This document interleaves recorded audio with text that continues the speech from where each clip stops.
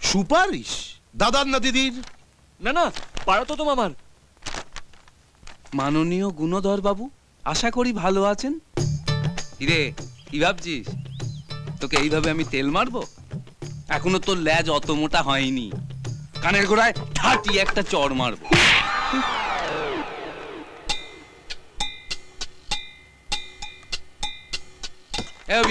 এদিকে এদিকে। কিরে গুনু, এখনো ঘুমোচ্ছিস না জেগে আছিস? শোন, আমার একটা উপকার করতে হবে। এই যে ছেলেটাকে দেখছিস, আমার বোনপো, খুব ভালো ছেলে। না কেউ নেই, বিয়ে পাস। তোর দোকানে ওকে একটা চাকরি দিয়ে দে। ও তোর থেকে বেশি লেখাপড়া করেছে।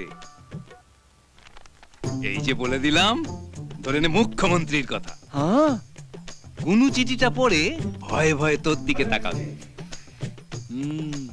তুই কিচ্ছু বলবি না, খালি হাসবি।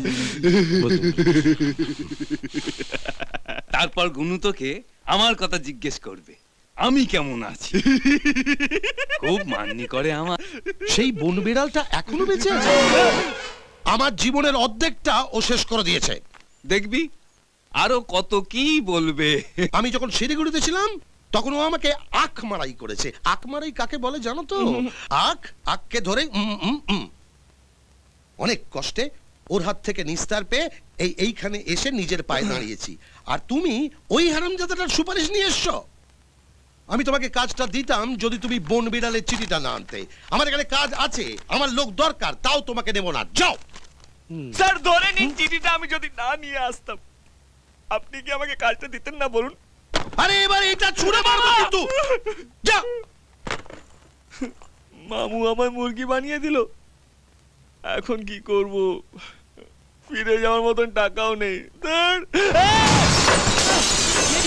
কি ভাঙলো রে? কে তুমি? চাকরি দিইনি বলে গুন্ডামি করছো? না না, আমি না স্যার, মেডিকেল কলেজের ছাত্ররা লোকাল ছেলেদের নিয়ে এসে ভাঙচুর করছে স্যার। কেন? আর স্যার ওরা একটা মেয়েকে টিস করেছিল, আমি বারণ করেছিলাম, তাই জন্য আমাকে খুব মেরেছে স্যার। তা তোকে মেরে ফাটিয়ে ফুটিয়ে দিক না। এই অবলা কাঁচ, তারপর চেয়ার, এদের ওপরে রাখ কেন বাবা? স্যার, আমি দেখব।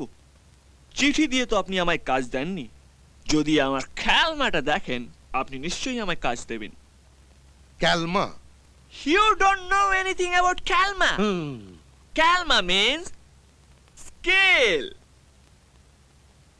বাবা, তা দেখাও তোমার ক্যালমা।